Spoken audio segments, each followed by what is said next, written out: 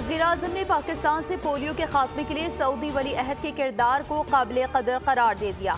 इंसदादी polio मुहिम तकरीब से खिताब में कहा, पोलियो के खिलाफ ताउन पर बैनुल अक़वामी शराकतदारों के शुक्रगुजार हैं।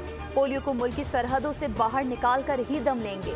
पूरे पाकिस्तान में पोलियो के खिलाफ जंग जीतेंगे।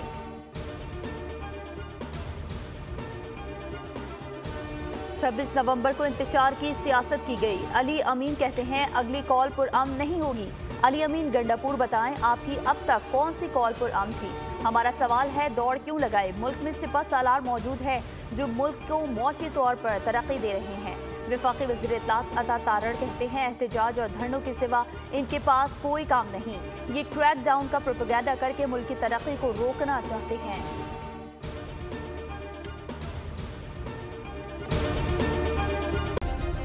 सब्सक्राइब करें और बेल दबाएं ताकि कोई खबर रह न जाए।